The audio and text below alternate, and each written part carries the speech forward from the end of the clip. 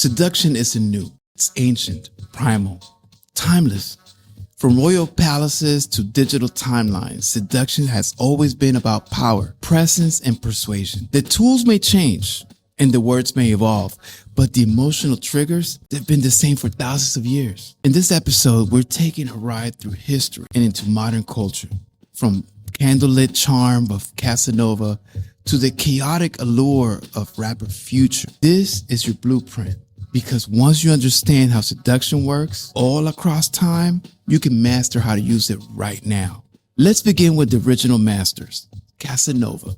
People label him a player, but that's shallow. His real gift, emotional intimacy. He listened. He made women feel seen and heard and desired. Every moment with him felt like a custom designed fantasy for them. That's real seduction, creating connection through attention. Cleopatra, she didn't just seduce men. She seduced entire empires. Julius Caesar, Mark Antony. She used her mind, her presence, and her mystique to command the most powerful man of her era. She was strategic, intelligent, and always in control of her image. Lord Byron, the poetic bad boy. He made chaos romantic, mysterious, magnetic. He turned emotional instability into emotional intensity. Women didn't just fall for him, they obsessed over him. He seduced them by being vulnerable, wrapped in brilliance. Don Juan, legend or not, he represents the fearlessness, bold, relentless. He didn't hesitate. And that audacity, that became the seduction. What do they all have in common? They stood out. They weren't better looking or richer or anything other than any other man. They were emotionally triggering. They made people feel something unforgettable. Now, fast forward to today. We're not writing letters by candlelight. We're moving through DMs, comment sections, and stories, but the core of seduction hasn't changed. Let's start with Nick Cannon. Say what you want, but Nick Cannon currently has 12 children with 6 different women. You may not agree with his lifestyle, but the structure is undeniable. Here's part of the roster. Christina Milian, Mariah Carey, Brittany Bell, Abby De La Rosa, Alisa Scott, Lanisha Cole, Reed Ticey, Jessica White, Kim Kardashian, and the list goes on. So how does one man manage that much legacy without collapse? Well, Nick Cannon doesn't lie. He doesn't pretend to be monogamous. He leads with vision, clarity, and women either align with it or they don't. That's seduction though. Transparency, purpose, influence. Now let's flip it. Let's talk about Future, the modern phantom seducer. Future currently has at least 8 children with 8 different women. Some confirmed, some rumor, doesn't matter.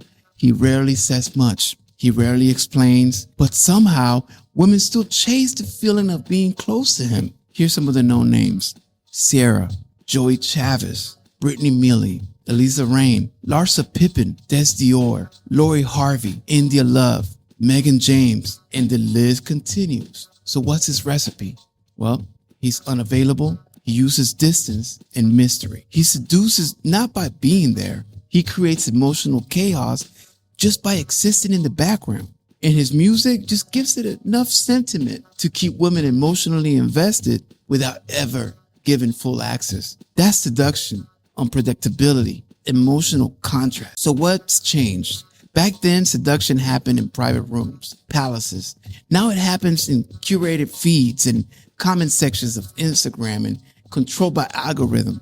Presence became perception. Followers, clout, image, the dynamics is still the same.